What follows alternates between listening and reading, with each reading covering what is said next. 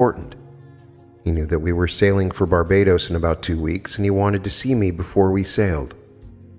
So he came home. This was his problem. First, I'll give you his background. He graduated from Harvard, and then remained on and took the business course at Harvard Business School's graduate course. Came out of college and went straight into the bank. The Bank of New York. Well, as you know, banks have different departments, and some departments do not advance rapidly. He was in the trust department. That is almost a service. That is not a money-making section of the bank, so he was in the trust department. And after 18 years, he concluded that traveling as he's traveling now at the bank, he couldn't see how he could possibly put his 2 children through college. He went through college, and his wife went through Smith, and he couldn't see how he could possibly put these 2 children through college. They were bright, desired to go to college, but with that fixed salary, he couldn't see how he could do it. So he went to the president and the manager of the bank and explained the facts of life. They in turn reminded him that the department did not allow any further increases in salary, that eventually someone would resign or someone would retire. Someone would leave the bank or they may die. In that event, he would be promoted, but without this, he had to remain and move forward just as they all do in the banks. They made it very, very clear to him that if he didn't like it, he could quit. Now, he said, "That's my problem." I said, "All right. First of all, I'll tell you, he was at the time and still is the head usher of a very prominent Fifth Avenue church, the Church of the Ascension. He was on the financial board because he was a banker and could advise them on how to invest their funds and raise funds. But he couldn't find any comfort in an interview with his minister. The minister didn't know what to say to him, how to solve this problem. I said to Sam, "You know, Sam, that I'm leaving in a couple weeks and will be gone for about 3 months. Will you do this? I assure you it will work. It will not fail you if you do it. You are the operant power. It doesn't operate itself. I can tell you from now to the ends of time, but if you don't operate it by becoming the operant power, it won't work. But if you actually do what I'm going to ask you to do, I tell you that it will work." Well, he said, "Tell me." I said, "When you go to bed tonight, I don't mean tomorrow night or the next night, I mean tonight and every night thereafter, you feel as though you had the most heavenly day in business, that you invested fantastic funds." By the by, I must tell you that I asked him, "What would you like to do?" Well, he said, "I'm trained to invest funds. I know the money market. I would like to handle the funds of a great foundation like Harvard, Yale, Princeton, Columbia, the Rockefellers or the Fords. That's the kind of thing I would like."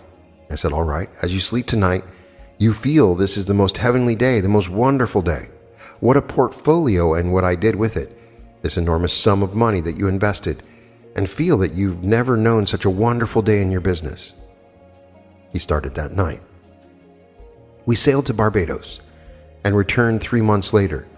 As is our custom, that very first day they always came home for dinner. So the wife came first, and he had a round of drinks, and she said, "Let's wait for Sam. I want Sam to be here before we have any drinks." I said, "All right, we'll wait for Sam." So Sam came in straight from the bank.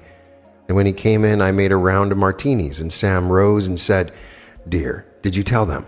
She said, "No, it's your story. I want you to tell them." Well, this is the story. Being a member of the financial board of the church, this meeting was held 2 weeks after we sailed. At the end of the meeting, when they came to the sidewalk, this man who handles all the funds of the Rockefeller brothers, not the Rockefeller Foundation, it's something entirely different. The 5 brothers and their sisters, and then their wives and children. The fund runs well in excess of $1 billion. It's just their private funds. The man said, "Sam, I've been thinking of this for the last couple of weeks." Right on the heels of Sam beginning to put this into practice, he entertains the thought and said to Sam, "Would you consider quitting the bank? I know you have to lose all the seniority, lose all that you've built up in the bank. I can't give you that. I'll start you at a much, much bigger salary and guarantee you an increase in salary every year. What an opportunity. Here you have a portfolio well in excess of $1 billion. And I'm asking you to quit the bank and join me and help me with the Rockefeller money." He said, "I can't say yes to it now, but I'll go home and discuss it with my wife." Well, they agreed that it was quite a challenge, and so they would do it. The bank was thrilled beyond measure that the Rockefellers would see in one of their men that they trained one with that ability, and they were just all smiles, all love. When one broke forth, they almost offered him to quit. Now, they're thrilled beyond measure because he could throw some business in their direction. Handling one portfolio one day, $394 million, at the same time, a $4,000 investment. Some grandchild just got an A or B or something in school, and he was given $4,000. He had to take that $4,000 and be just as careful with that investment as the $394 million that he was one day switching in a certain portfolio. Well, that was Sam. I wrote a book a year later, 1952, in which I told this story. I did it without Sam's consent or knowledge, knowing the story I wrote the story myself and simply signed his initials, as is my custom. I bring out a new book and I always give Sam a copy. Sam took the book and he saw this story. Now he's entranced, mind you, in this. He still is a powerhouse in his church. He knows exactly what he did and he knows how it works, but that book was hidden.